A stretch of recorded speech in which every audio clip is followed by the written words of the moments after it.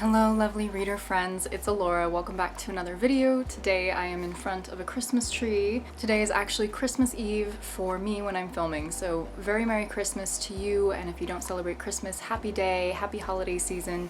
I hope that you're doing alright. So today I'm going to talk about my favorite books of 2020, and I'm also going to sprinkle in some of the most beautiful moments and some of my favorite memories from the year.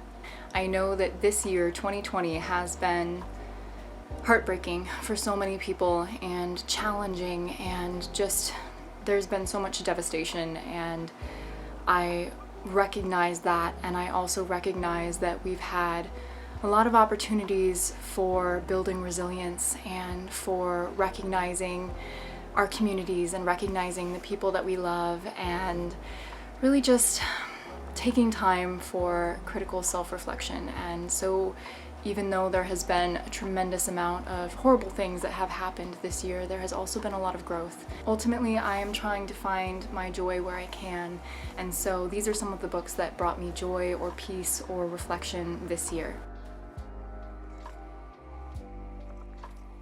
To give you a tiny bit of background, so far by the 24th of December I have read 114 books, which has only been about 32,000 pages. So I've been reading shorter books this year, I think, and a huge part of that is because I'm in a doctoral program, and it's difficult for me to take on, for instance, a huge fantasy novel because it just takes so much brain power and so much thought where you have to figure out all of the world building. And so a lot of the books that I've read this year have been, 200, 300 pages, which has allowed me to read a lot more quantity-wise. So according to Goodreads, my shortest book was 53 pages with Princess Ever After by Katie O'Neill, and the longest book that I read was House of Earth and Blood, which is the first Crescent City book by Sarah J. Maas.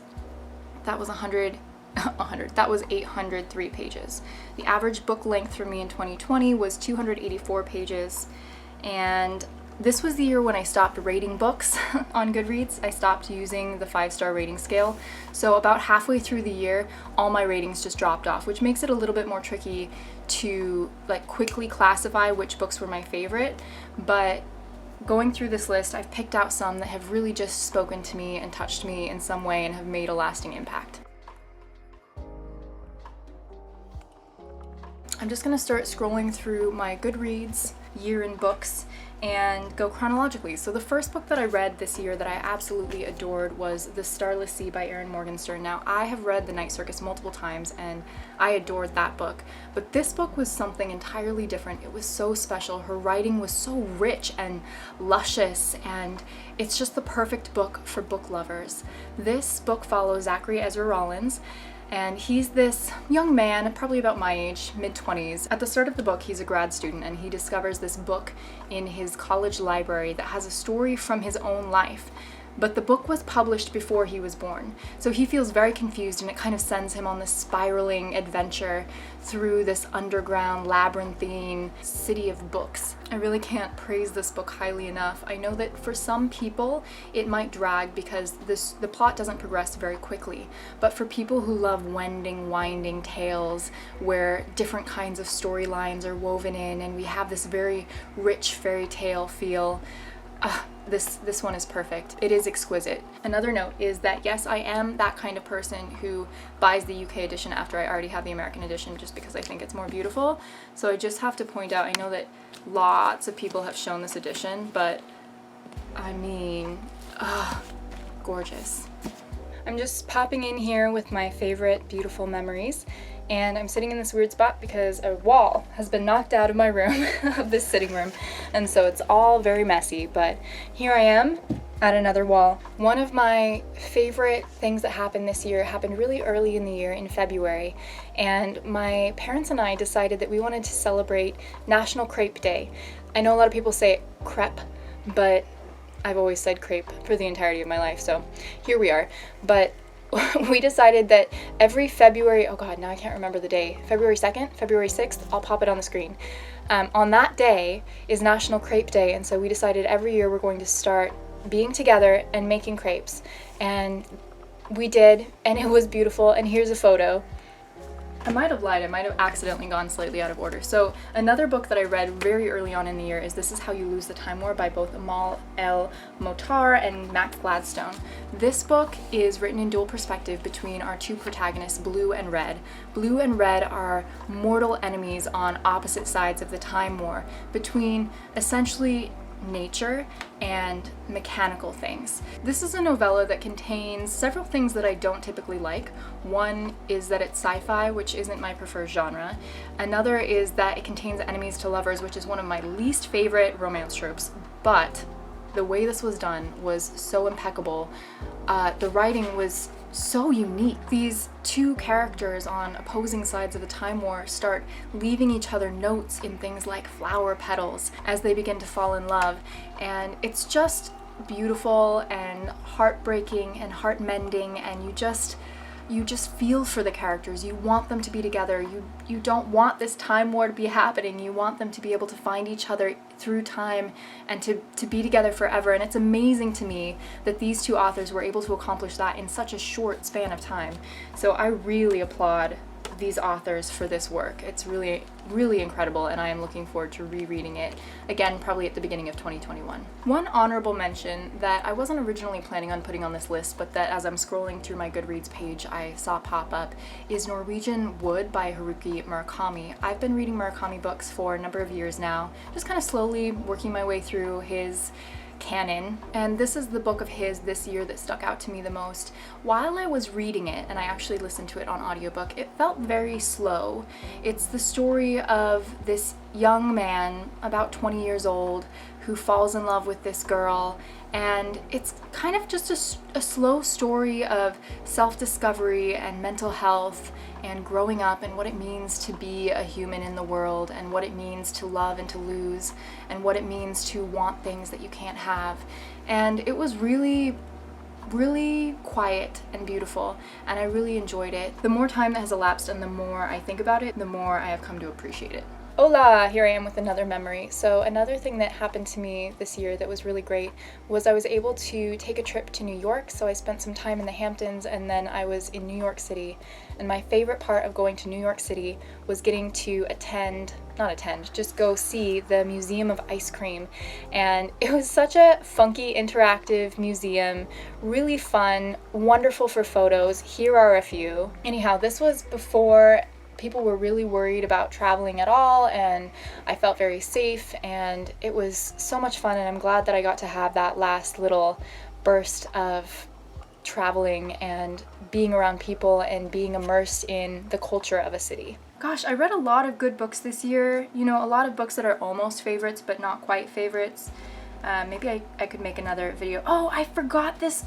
I completely forgot about If We Were Villains by M.L. Rio. That was going to be a book that I was for sure planning on putting on this list this year, but I had lent it to my father, and so I didn't actually have the physical copy when I was upstairs looking through my books, and so that's why that one didn't come to mind until just now. But oh my goodness, If We Were Villains is a story that has Shakespeare interwoven throughout and murder, and it feels very much so like The Secret History by Donna Tartt. It's this group of pretentious young college-age students who are in a university setting, and they're studying something that's equally pretentious. Like in The Secret History it was Greek, and in If We Were Villains it's Shakespeare. And don't get me wrong, I love certain Shakespeare plays, and I've spent a lot of time reading and watching his work, and I can 100% appreciate him, so I'm not saying he's pretentious in a way that is negative. But I've dug myself into a hole. Anyhow, I loved If We Were Villains. At the beginning of the story, you learn that one of the group of friends has been murdered, but you don't know who actually did the murdering, because our protagonist has been sentenced to jail for something like 10 years for this murder, but we're really unclear if he actually committed this crime. So the whole story, we've gone back in time to when they were young, and we're trying to figure out what happened at this elite university and why did this other boy die. And the relationships between the characters are so intricately done that I fell in love with the characters. I think that that's the main reason why I appreciated this book so much, because I typically don't actually enjoy books about murder, and I don't really like books about theater either, despite the fact that I did a lot of theater as a kid. The way that M.L. Rio constructed the characters, and then the way that those characters interacted with one another, the character dynamics, was really what sold this book. So if you're interested in dark academia vibes, this is a great one to go for. Another wonderful thing that got to happen to me this year was that I spent a lot of time around my parents' dog, and her name is Izzy. She's a Shar Pei, and she is the sweetest dog I have ever met in my entire life. She is such a gem, such a love. Every morning when I would wake up and come downstairs, she would run over to me and wag her tail and just be so full of joy and life, and just bring this vitality into my life, this love, this overwhelming fullness of heart. And I really loved her. I still love her. She's fine. She's great, everybody. So I'm really happy about that this year. After that, I listened to an audiobook called Tiny Beautiful Things by Cheryl Strayed. Cheryl Strayed is very well known. She's the author of Wild, which is actually the book that I read this year that was put on the most people's shelves on Goodreads, so the most popular book. But Tiny Beautiful Things is a lesser known work. It's essentially a coalescence of all of these columns that she wrote called Dear Sugar.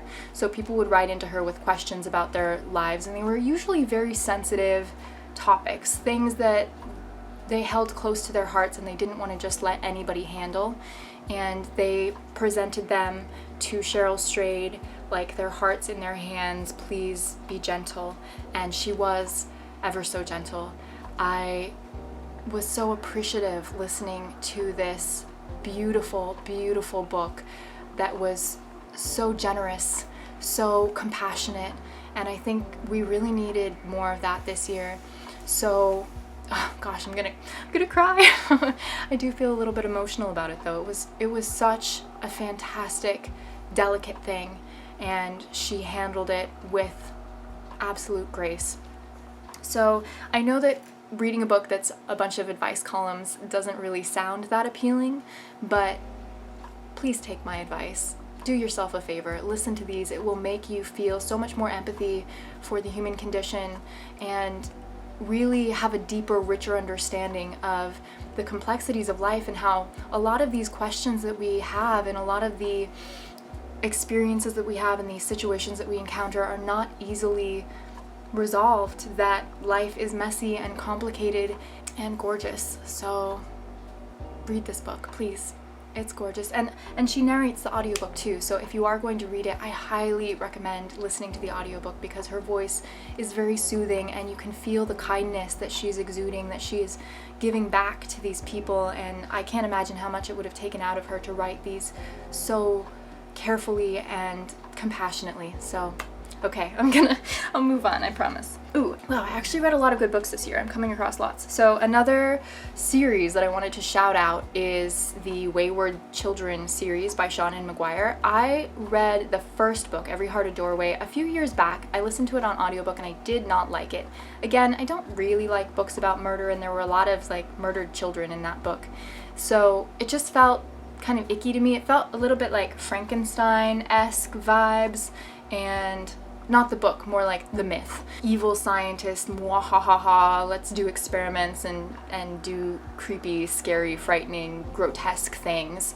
And so I didn't really enjoy it, but I decided to give it another shot because so many people have talked about it, and I wanted to experience it. So I listened to that one and then I kept going, and I learned that a lot of the other characters besides Jack and Jill are characters that I actually really enjoy, and I actually came to have more empathy, especially for Jack, throughout the series. So this is a novella series that follows different children. It's hard to explain. It's a portal fantasy novella series that follows a variety of children who have gone to magical worlds but then basically been kicked back into the real world, and they miss it. They have withdrawal, they feel grief, and I think Seanan McGuire does a great job with both the emotion of the children who feel like they've been displaced from their homes, and also this kind of sugary, flowery language that's unexpected and delightful.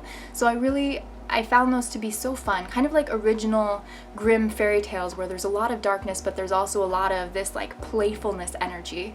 So I did want to shout out that series as being something that I particularly enjoyed. I think my favorite was book 4, In an Absent Dream. So it follows Catherine Lundy as she goes to the goblin market. That one was top tier. Another fun thing this year was that I spent a lot of time riding my Peloton bike. So I actually bought my Peloton last year, and I've been into cycling for a long time. I've always loved riding bicycles outdoors, but I don't know, probably 5 years ago or something, I started indoor spinning or cycling, where I would go to a studio and the lights would be neon and the music would be so loud that I'd have to wear earplugs, and you just feel this energy, this life, this incredible feeling of being around all of these other people who are sharing this energy space with you. So I mean, I obviously haven't been doing that this year, but I did buy my own Peloton, and I've been just loving getting back on the bike and feeling strong and feeling empowered and feeling myself again. It's helped me feel like myself again. Another book that I listened to on audio this year was We Are Okay by Nina LaCour. This was my first introduction to Nina LaCour. I've heard many people talk about her in the past, but I've never actually read any of her work. And I loved We Are Okay. It follows this young girl who is alone during the winter holidays on campus. She's kind of snowed in. Everybody else has gone home for Christmas or other holidays. Nobody is left. Basically, the only other person on campus is the groundskeeper man who's living on, in his own house a little bit far away from her dorm. And she's so lonely. She's lost everybody who is close to her, both through death, because her grandfather who was caring for her recently passed away, and then also through her pushing people away because of her grief. And I understand that very much so, not particularly with a grandfather figure, but after my personal loss about 10 years ago, I pushed so many friends away because I just didn't feel like anybody understood, and I didn't want anyone in that space with me. And so this book was an exploration of that grief and that loneliness, and it had such a winter chill to it, but it was also a story about letting people in and allowing yourself to be loved, and it was so beautiful. So if you haven't read this book yet, I highly recommend it. Hardwood floors are actually not that comfortable, who'd have thought? So anyway, I read a lot of books this year. The next book that I want to talk about, though, I do have physically because I read a physical copy of this book, and that is In the Dream House by Carmen Maria Machado. What do we even say about this book? This is a memoir about a woman in an abusive relationship, and I've spoken to this book before, and it's a little bit difficult for me to come up with the right way to approach talking about this book because it is a sensitive subject matter. There are a plethora of trigger warnings, definitely about abuse, so I would be careful going into this one. It is a heavy, difficult read, but her writing is, I know I've already used the word exquisite once in this video, and that's the kind of word that you have to save and not use more than, but it's exquisite. It is exquisite, and I was so surprised by this book because I wasn't expecting to love it. It wasn't something that I went into knowing that I was going to just fall completely in love with and feel such a connection to. Not a connection in the sense that I've gone through the same experience, but a connection to the emotions. Wow, this book was so interestingly written. It was not a straight through linear storyline.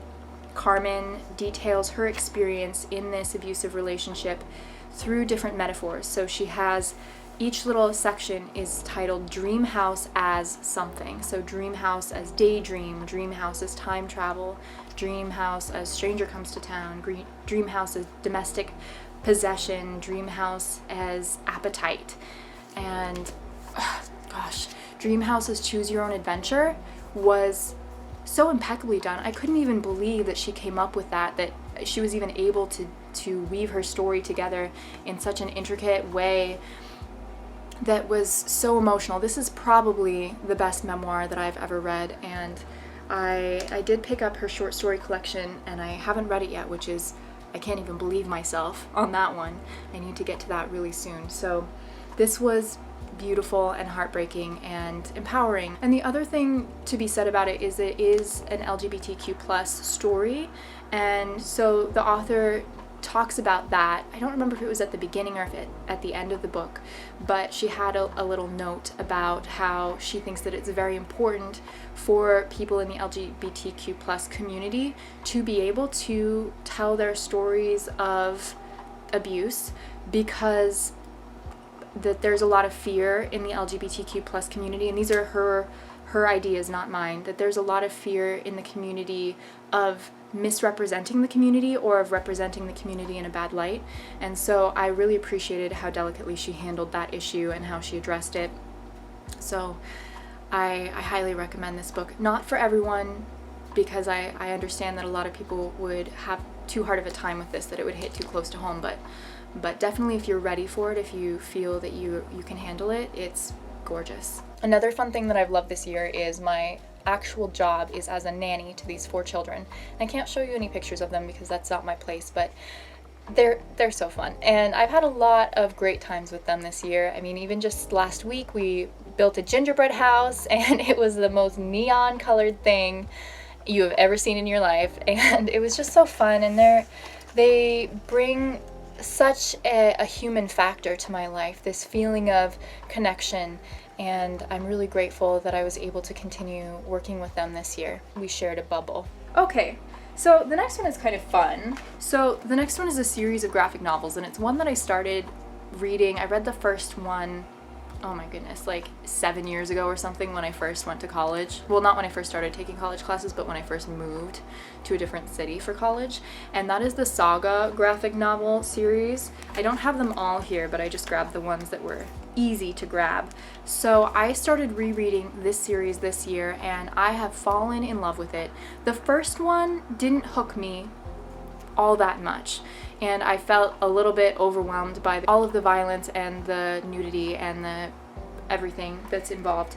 But not that I'm sensitive to those kinds of things usually, but there was so much in it that I was like, whoa, what is happening here? Anyhow, I love this series. I have just connected so much to these characters. There are so many characters in here that are so lovable, and the authors get you really invested. The author and the illustrator really have a knack for making you feel connected and invested in these characters, and if somebody dies, you're like, no. So that's not a spoiler. It's a very violent series. So anyhow, not for children, but if you're an adult that feels like you can handle graphic scenes of a variety of types, then you might want to check these out. I mean, probably everybody already has. I think I was the one that was just really late to this game. But here's another one that I really did love, and it's a 2-book series, but I'm not sure if there will be more, and that is The Empress of Salt and Fortune. Niveau, I believe, but if I'm wrong, please correct me kindly in the comments. And then the second book is called When the Tiger Came Down the Mountain. These books are based around Chinese mythology, and they tell the story of a traveling cleric, Qi, who comes to this house, essentially in the first book, where there's an old woman living, and Qi is trying to mine for stories. So these clerics keep the stories of the land, they keep all of the tales alive, and so they travel from place to place collecting stories. So Qi is looking for new tales to tell and new tales to write down, and in doing so starts to unearth the story of this old woman, why she's still living in this house that has been abandoned, and why there are all of these little artifacts around, and what really happened here in the past. So it's a really beautifully written story. I think that's the theme of today's video, impeccable writing. This was so unexpected because it's the kind of beautiful writing that's easy to read, but is unexpected. And so you're not anticipating the way in which the words will be placed together, but it seems right, if that makes sense. And then the second one is still following Qi, but surrounding a different story that is being told to them. There is non-binary representation. Qi goes by the pronoun they. I highly, highly, highly recommend these ones. Tiny fun thing that happened this year that was a surprise was Taylor Swift's Drop of Folklore, which I really did love. I loved that album. I loved the indie, slow vibes of, I don't like using the word vibes, sorry about that, but I love the feeling of it. I love the emotion that it evokes when you listen to it, and I finally got my vinyl, my record of it, just like last week or 2 weeks ago. Finally came in the mail after Evermore had been released.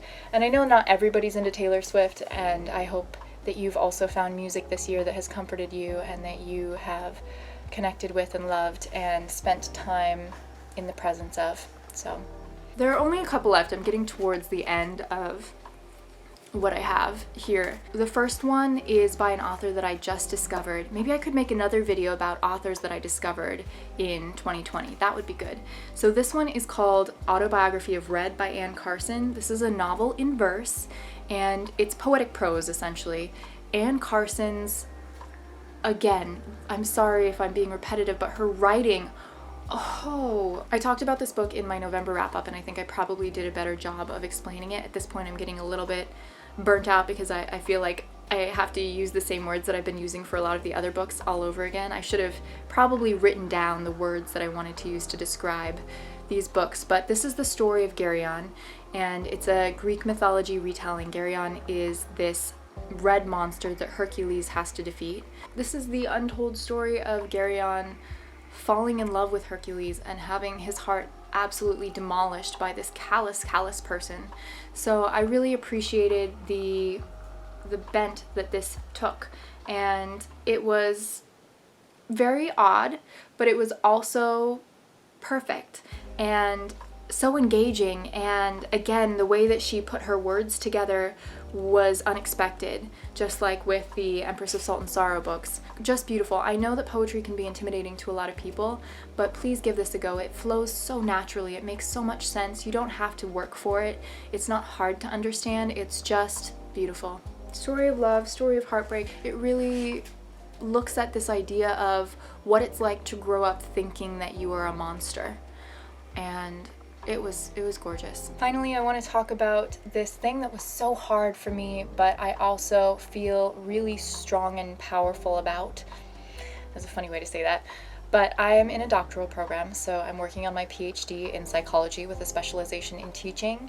I'm actually getting very close to being done. So I've been on the fast track program. Let me lay this out for you really quickly.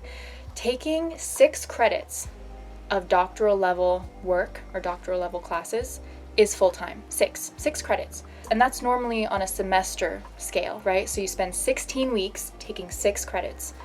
For the last year and a half, I have been taking 17 credits on a quarter term, which is 11 weeks.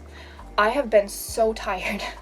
I have been so overwhelmed. I have been so stressed. So on the surface, this may seem like something that's negative, but I also feel so proud of myself. I have done more work than I may have ever done before, and I feel like I'm moving towards something. I feel like I'm making progress on something demonstrable, something that will carry me forward in my life. I really just feel like patting myself on the back. I'm so proud of myself. The last book that I want to mention that I loved this year is Watch Over Me by Nina LaCour. I also talked about this in my November wrap-up, but it's worth mentioning again. This book takes place on the California coastline, which is a place that I've spent a fair amount of time, and like Northern California, I should have said. So it's foggy and it's damp and it's eerie, but in a beautiful way. And this book encapsulates the atmosphere of that place so well. It follows the story of Mila, who goes to this, it's kind of like a farm where these 2 people have adopted a lot of children over the years. So they've adopted tens and tens of children, and they raise them, so the children help take care of the farm. So it's like this little community where everyone takes care of one another, and all of these children are here for a particular reason, but we're not quite sure why. Mila has come to be the new teacher for the kind of middle-aged children at this farm. She's had a rough past. She has had something really terrible happen to her a few years back, and so she's been in the foster care system, but it's time for her to move on. So she gets this job working at this community, and this follows relationships, it follows grief, it follows feeling guilt over what you've done and feeling like a bad person and wanting to be a good person. And it was I'm out of words, guys. I am absolutely out of words. So I'm going to call a wrap on this video, but those were the books that I fell in love with in 2020. Those were my favorite books of the year. I hope that you've enjoyed hearing some of my little snippets. I'm gonna pop in, I mean, I'm sure you've already seen, now we're at the end of the video, but I was gonna pop in little snippets of things that I just felt so happy about this year, and things that brought me joy, things that brought me delight, things that brought me comfort. I hope that you have found those little pockets of joy and comfort this year also, and I hope that you are having a wonderful winter and that things are just going to get more peaceful for you in the coming year. So until next time, I'm sending you all of my love.